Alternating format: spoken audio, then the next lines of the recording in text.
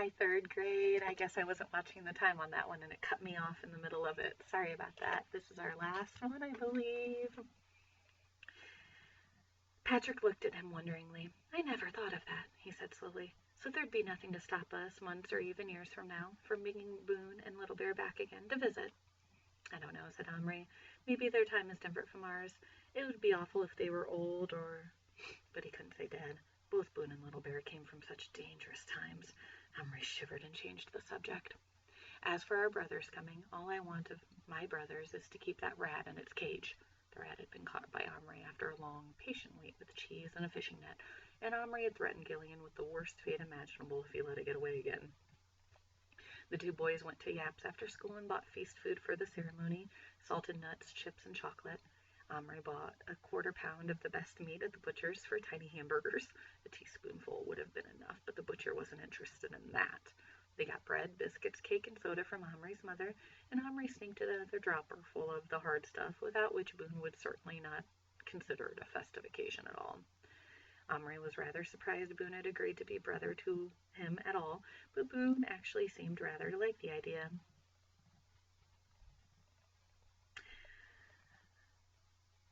Bright Star swabbed his arm with soap and water, but when he saw Little Bear sharpening his knife on a pebble, he turned pale.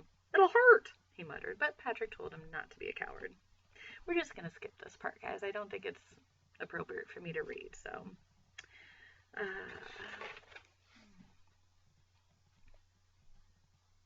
The two brothers sat on the ground, and Bright Star served them the cooked meat and all the rest of the feast. Patrick and Omri offered their congratulations and started in on their own food. They kept the campfire away with tiny bits of broken matchsticks and a bit of coal dust Omri had collected in the outside bunker, which, when sprinkled on the flame, made it spit minute sparks. Looking at it and the three little figures around it, the boys gradually lost their sense of size altogether. I feel as if I were the same as them, muttered Patrick. Me too, said Omri. I wish we were all the same size, then there'd be no problems. Don't be funny. No problems with two full-grown Indians and a 6-foot crying cowboy? I meant if we were small. If we could enter their world, sleep in the longhouse, ride the horses, I wouldn't mind eating one of those hamburgers, said Omri. Bright Stars was now crouching by the fire, tending it, singing softly. One of the horses whinnied. Boone seemed to have dropped off to sleep, leaning on Little Bear's shoulder. Little Bear alone was aware of the boys watching them. He beckoned Omri with his free hand. When Omri bent to hear him, he said, Now? Now? You mean to go back? Good time. All happy. Not wait for morning. Omri looked at Patrick. He nodded slowly. When you go into the cupboard, Omri said, you must hold Bright Stars, or she may not go back with you. Woman go back with Little Bear. Little Bear hold, not let go. And horse! Little Bear only Iroquois with horse. But Boone must go separately. Don't drag him back to your time. Your people would kill him if you are Your people would kill him even if you are his new brother. Little Bear looked at Boone, asleep at his side, and at their joined wrists. Then he took his knife and cut the thong that bound them together. Patrick gently lifted Boone up. Don't forget his hat. He'd never forgive us if we let him leave that behind. To be safe, they sat Boone on his horse. Cowboys often ride in their sleep. And he didn't stir as Little Bear led him down the ramp, across the table, and up another ramp that Omri stood against the rim of the cupboard. Then Little Bear went back to the seed box. Carefully he and Bright Stars put out the fire with earth. Little Bear took a last look at his longhouse. Then he put Bright Stars onto the horse's back and led them after Boone. They stood all together in the bottom of the cupboard. Nobody spoke. Omri had his hand on the door when Patrick suddenly said, I'm going to wake Boone up. I don't care. I've got to say goodbye to him. Hearing his name, Boone woke up by himself. So suddenly he nearly fell off his horse and had to clutch the high pommel of his saddle. What you want, kid? He asked Patrick, whose face was close to him. You're going home, Boone, and I wanted to say goodbye. Boone stared at him, and then his face slowly crumpled. I can't stand saying goodbye. He choked out. His tears began to stream. He pulled a huge red grubby handkerchief from his pocket. I just refuse to say it, that's all. I'll only burst out crying if I do. Then he blew a trumpet blast on his nose. Omri and Little Bear were staring at each other. Something else was needed, some special farewell. It was Little Bear who thought of it. Omri, give hand.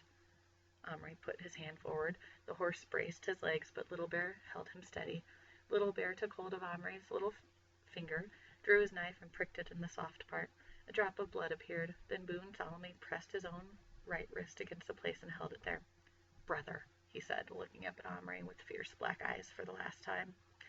Omri withdrew his hand. Little Bear jumped onto the back of his horse behind Bright Stars, holding her around the waist so that he, she, and the horse made one unit that would not be separated during whatever kind of unearthly journey they had to make together, though through the unknown regions of time, space, proportion.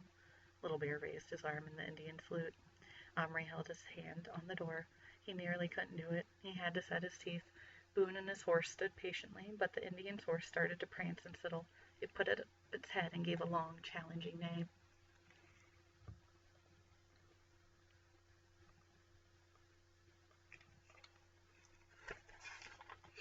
"Now!" cried Little Bear. Omri drew in his breath, closed the door, and turned the key. He and Patrick stood frozen with the sadness, the strangeness of it. The magic was working at this moment. Both of them silently counted to 10. Then, very slowly, Omri, whose hand had not left the key, turned it back again and swung open the door. There they were, the two plastic groups, forms, outlines, shells of the real creatures they had been. Each boy lifted out his own and helplessly examined it. The life-giving details were blurred. Plastic couldn't show fine beadwork, the perfection of hair and muscle, the folds of hide, the sheen of a horse's coat, or the beauty of a girl's skin. The figures were there, but the people, the personalities were gone. Patrick's eyes met Omri's. Both were wet. "We could bring them back just as quick," Patrick said huskily. No, I know. They're home by now." Omri put his group, the Indian, the girl, and the horse, on the shelf nearest his bed where he could see it easily. He laid the beaded belt, still real, beside it.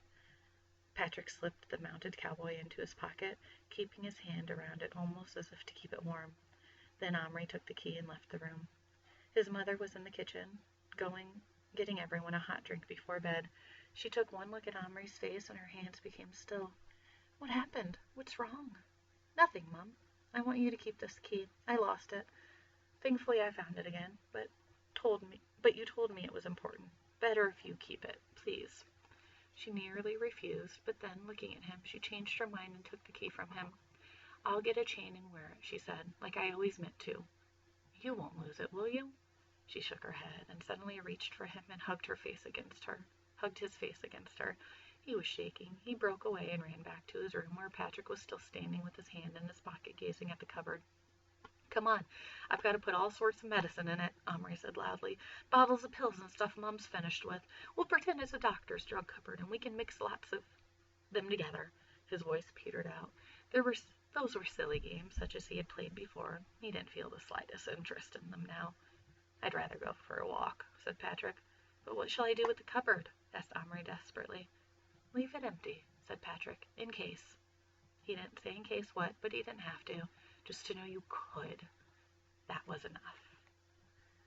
Well, third grade, we finished The Indian in the Cupboard by Lynne Reid Banks. I hope you enjoyed this story, and I cannot wait to see you. I hope I'll start another book for you guys next week, so we'll see how that goes. Bye!